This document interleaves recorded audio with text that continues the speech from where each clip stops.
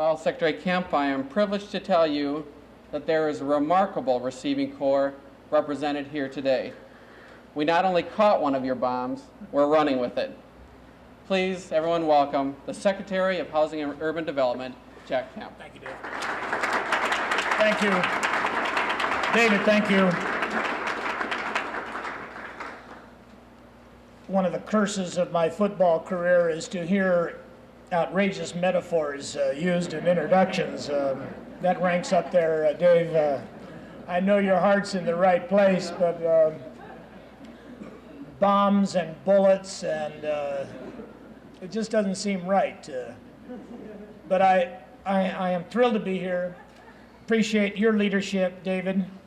Want to congratulate Catherine Hammonds, a neighborhood activist who I think said it the best for all of us, how important it is to this community, as did Killian Know, to remind us that there's an investment not just in the community, not just in the tax base of DC, not just in jobs and helping people help themselves, but there is a true investment in helping people become whole again.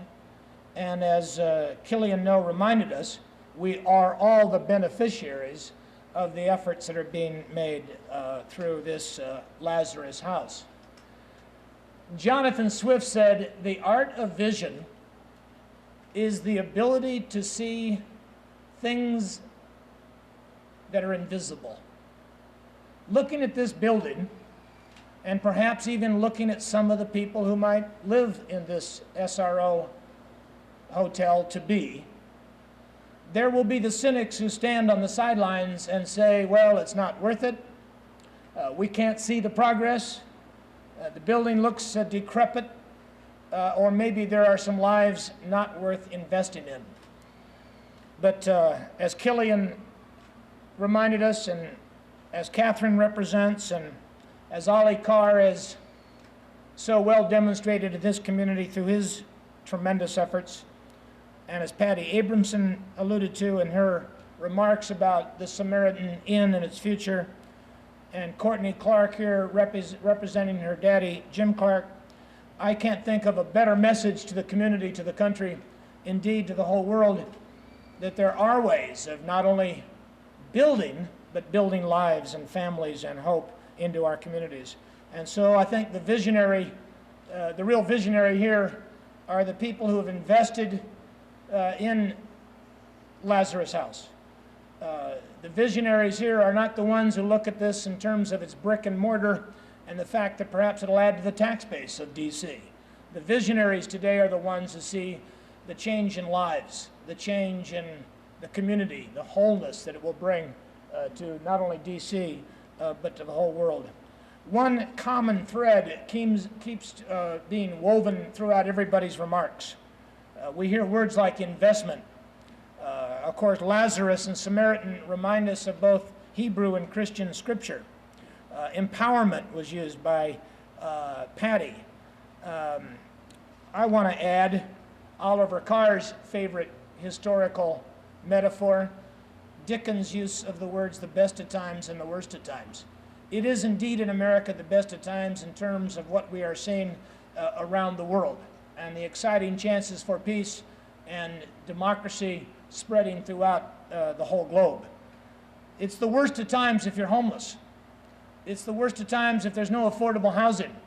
It's the worst of times if you've given up on your life and you turn to drugs or alcohol or some form of deviant human behavior. It's the worst of times, as we are reminded, to neglect people who can add to our communities and to our cities and to our country in terms of its wealth. I'm not talking about the wealth measured in terms of dollars. I'm talking about the wealth of our nation in terms of investing in people and their opportunity to better themselves. I think that this organization, Samaritan Inns, and the ability to expand SRO capacity in our cities is an extremely important and timely goal for this country. HUD is not involved in Lazarus House. Maybe that's the way they wanted it. but we would like to be. We want to be a good partner to the cities of America. Today, as we talk here, there are meetings going on Capitol Hill, both in the House and in the Senate, on a new housing policy for America that will add money for the rehabbing of housing, both public and non-public or profit. There is money going to be available, as well as tax incentives for nonprofit contributions to our communities and cities. And then I'm here today with my Assistant Secretary for Community Planning and Development, Ana Kondratis, who reminded me that by September of this year at the latest, HUD, for the first time in history, will be able to be a partner with those private developers all over America in both the construction phase as well as the rehabbing phase of SRO capacity in our nation's cities. One of the things I've been struck with by my travels around the country, not only is the need, Ollie, of SROs, but of some of the very progressive policies, such as this in DC, such as that in San Diego and Los Angeles and in Illinois, on expanding SRO capacity, which is not the only answer, but one very important answer to the problem of single families, single male and single female need for hotel space. So I am thrilled that for the first time in the history of FHA, we finally got FHA out of the business of underwriting golf courses in Florida and California, and we've got it doing what it ought to be doing, helping first-time home buyers of low and moderate income levels get their access to the American dream, and as I said earlier, help expand opportunities for SRO capacity in our nation's cities. So I see a lot of hope here. That word keeps transcending all of our comments. And I want to say on behalf of the Bush administration how pleased I am that for the first time in our country's history there is moving through Congress the type of legislation that can do at the national level what is being done at Lazarus House.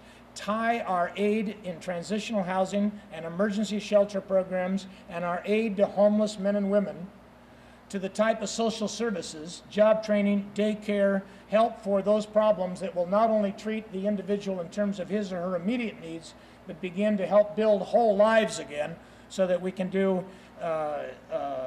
what Killian Noe alluded to in her beautiful remarks. So I'm thrilled to be here. Appreciate the great work that Ollie Carr is doing in this community. Jim Clark, his daughter Courtney, is here.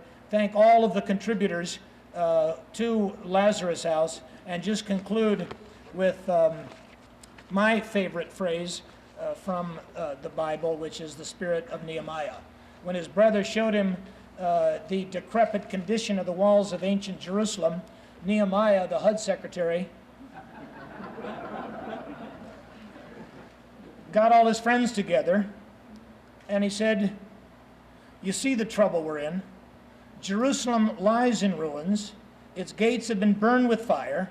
He said, "Come, let us rebuild.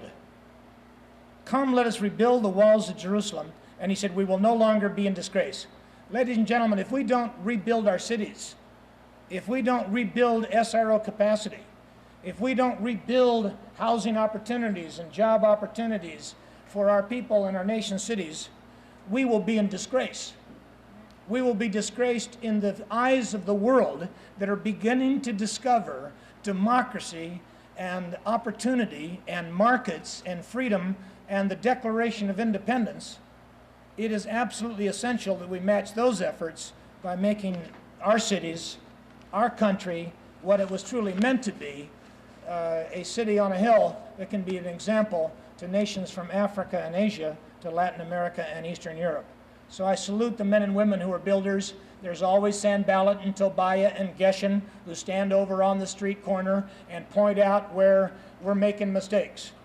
But Nehemiah never gave up, and with his faith and his friends and his followers, he helped rebuild the walls so they removed that terrible disgrace. I want to suggest this is the beginning of a great building effort for our city, our country, and hopefully it'll help inspire the whole world. God bless you, and thank you for all the contributors to this beautiful perspective.